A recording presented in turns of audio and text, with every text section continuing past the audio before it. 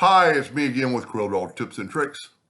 Not saying you'll ever draw this also, but I'm going to show you how to round off these corners equally.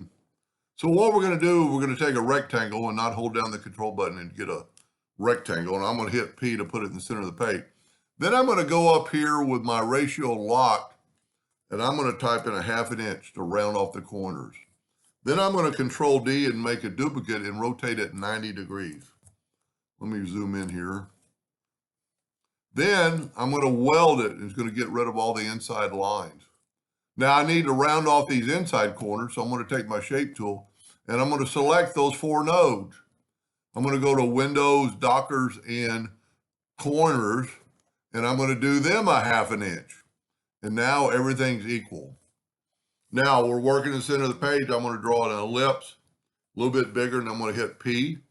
And then I'm going to take the 3-point line, 3-point curve, and I'm going to start about right there on that node. I'm going to go all the way over there, but I don't want those. I want that line to be like right on top of that other one. And see, it's a little bit off.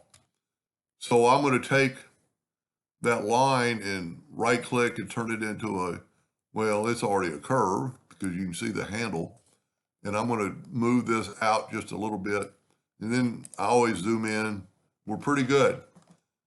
I'm pretty happy with that. Let me maybe put a little bit more curve to it up here. And you can just use your discretion. Now Control D and make a duplicate.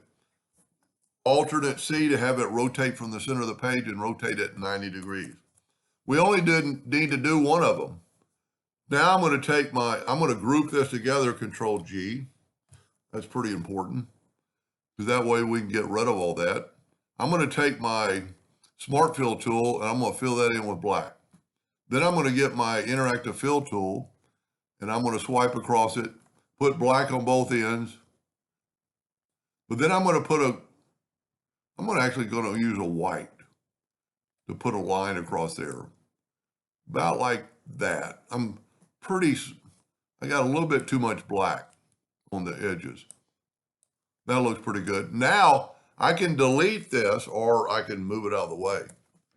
Now, Control D, Alternate C to have it rotate from the center and rotate it 90 degrees.